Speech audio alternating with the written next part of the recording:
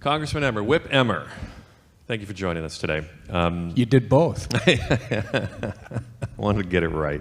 Listen, we have visitors here from inside the Beltway and outside the Beltway and out of the country who don't see the day-to-day here in D.C.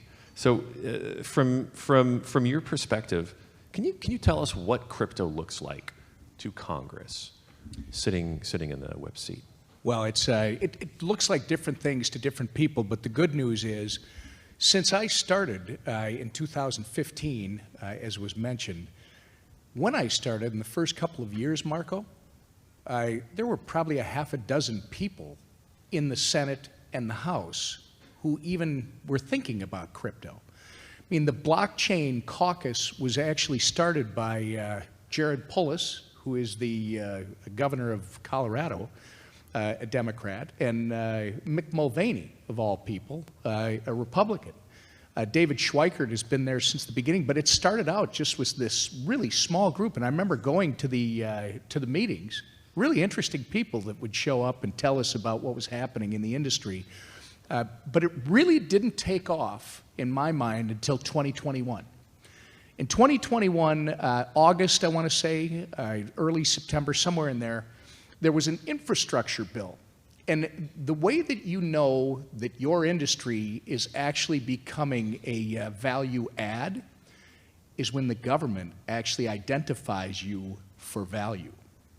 And that's what they did. Somebody, some bean counter in the bureaucracy, pulled a number out of the air and said that if we pass this little Portman amendment, you will get at least $30 million out of this industry. They can start to help fund the infrastructure bill. And we had worked so hard to get staff and members to start paying attention to this.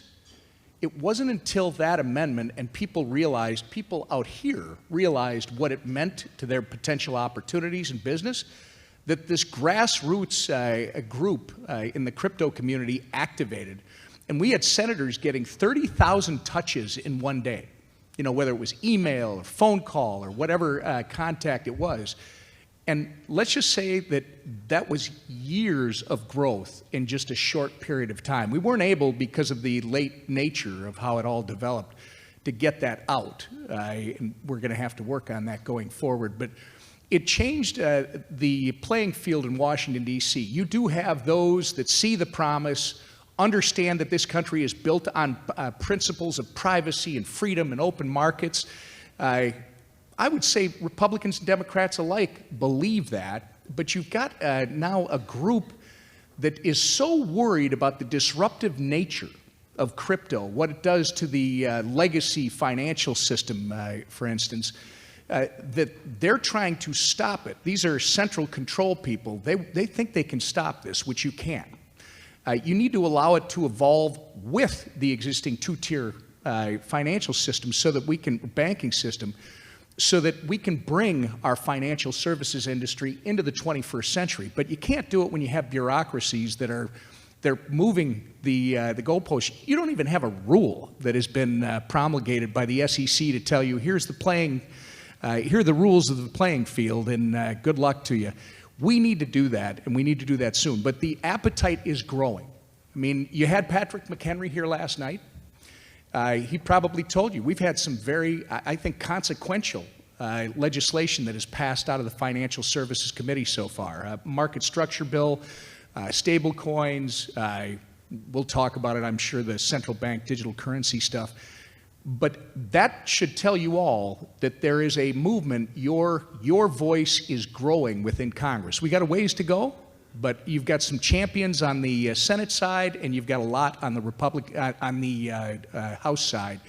And the reason I had that Freudian slip is because I'm going to make it clear every time I talk about this, it's not Republicans versus Democrats or Democrats versus Republicans. The industry that you are in is a nonpartisan issue. And we need to keep reminding people that this isn't just one side or the other. You got champions on both sides of the aisle in the House, and I believe you have them on both sides of the aisle in the Senate, but it's just a little bit more limited. No, thank you for that. You mentioned the central control people, the centralized control people. And then you also mentioned central bank digital currencies. There are those who say that central bank digital currencies are the shortest road to authoritarianism, the shortest path to governmental control over what you spend and how you save. Then there are those who say, look, central bank digital currencies are just a simple upgrade to the existing central bank currency that we have today. There are those who say we should fight it with all we got. And then there are those who say, look, this stuff is inevitable. It's just better dollars. We should try to make it the best that we can make it. Where do you fall on that? The central bank digital currency is nothing more than a surveillance tool. I'm not opposed to it completely. If you can make it open, permissionless, and private, okay, then I'm willing to listen. You show me how that works. But right now, they can't. And the central government should not have a central bank digital currency that is literally a surveillance tool. The Chinese right now are using it to create social scores based on purchasing behavior. This is not where the United States wants to go. And those that say that would never happen in the Western Hemisphere should probably look at what happened in Canada when Justice Trudeau exercised, the Prime Minister exercised extraordinary measures to shut down the trucker protests in Ottawa by closing off any ability to transfer their digital assets. So I just, for us, and you're right, I will go back 2 years ago because I've been doing this now for about 3 or 4 years, talking about the dangers of this. I can only speak to my side of the aisle, although there are some champions on the Financial Services Committee on the Democrat side of the aisle that agree with me on this. But I can tell you from the Republican side, when I started talking about this, there were more Republicans that were like your latter example. Well, you know, it's inevitable, you know, and we can do it better and we'll do it right. Those very people today are solidly with me. They have come to the point of recognizing this is a very dangerous slope that we're going down if you allow the government to create this thing without understanding how they're going to use it and what the applications are outside of a financial application. So you were really one of the first that took up this issue in Congress. What is the state of the CBDC discussion today? Does it still feel like something far off on the horizon, or does it feel like a freight train coming through? Where are we in the state of that discourse? So the bill that we put in August this year, I guess we might have introduced it in September, we passed it out of the Financial Services Committee in September. That bill is ready to come to the floor at some point, and I think it will. Can you get this administration to sign it? I doubt it. I mean, they've made it very clear that they look at this as a tool that they want. They want the CBDCs. You look at the executive order, you look at the behavior of different bureaucracies, whether it's the SEC or something else, they clearly are not in favor of an open, permissionless, and private. Well, they can't invent one right now, but even if they could, they want central control. And that's the government. And it's not going to fly. You're going to pass it out of the House. I don't know what the Senate Banking Committee will do once we get there. And then I do know that this administration will not agree with this. But we need to do everything we can to slow them down because make no mistake about it, they do not have the authority from Congress to do what they are trying to do, and they don't care.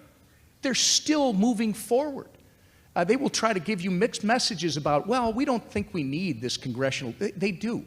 Congress needs to be in charge instead of these agenda-driven central banking ideologues that are embedded in the Treasury, embedded in the SEC.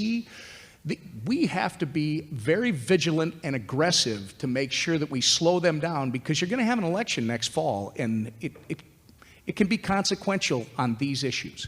Yeah, these are not just American issues. In fact, I would say the CBDC phenomenon is not born and bred in America. It's primarily a European phenomenon. It's primarily an Asian phenomenon where we have central bankers who sort of existed forever, right, and continue to exist independent of direct democracy.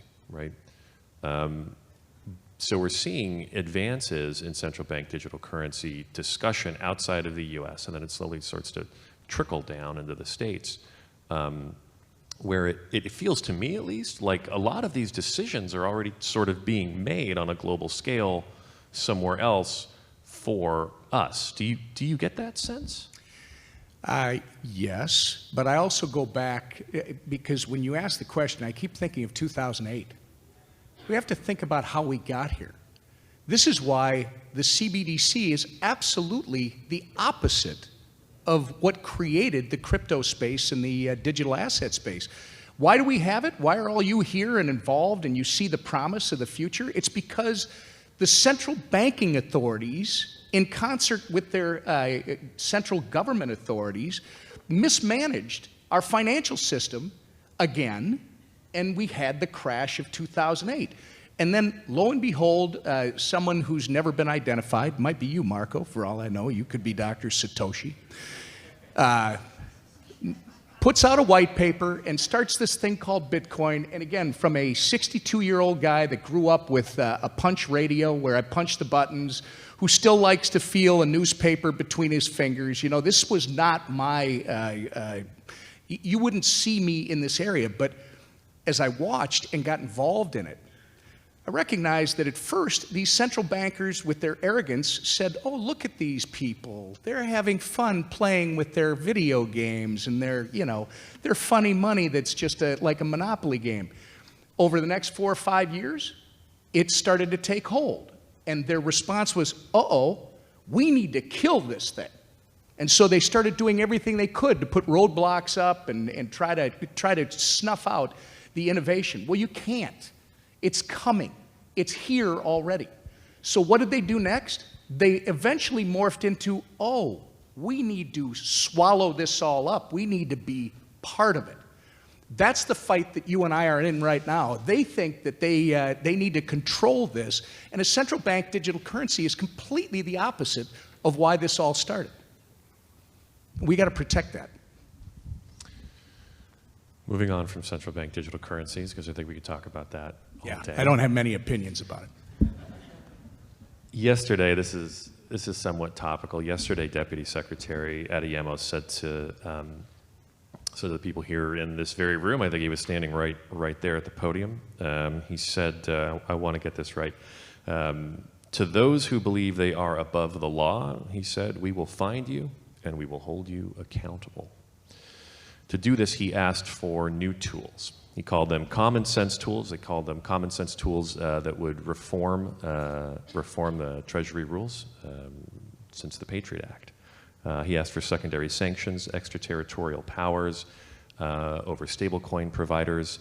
These are all the common sense tools that he believes are necessary to protect Americans. Well, since we're all here, we're sitting just where he stood. What do you think about that? Are they necessary to protect Americans? Are they common sense tools? Do we need them? What is Congress's role? You don't have to agree with me, but I always have this attitude. Beware of the self-proclaimed savior that rides in on the white horse and tells you, I'm here to protect you. This country is based on my ability to protect myself, my ability to do what's best for myself within the community that I'm in. What he's doing is as old as government, especially in the last 100 years, only now it's gone to a whole new level. He's coming in and saying, you got to give us this power in order that we might protect you. Remember, you can become prisoners of your own safety and security, and this is the argument the government uses all the time. It's really interesting to me that he wants these reforms, but he didn't mention to you, based on our conversation this morning, that myself and more than 50 other members of Congress, of the House of Representatives, sent a letter to the administration within the last few weeks saying, hey, tell us how big a problem the terrorist financing piece is with digital currencies. They haven't responded. Tell us what the issue is first. And I got news for you. Again, I don't have your expertise on the technology, but cash is still king. If you want to move things that are undetectable, cash is the best way to do it.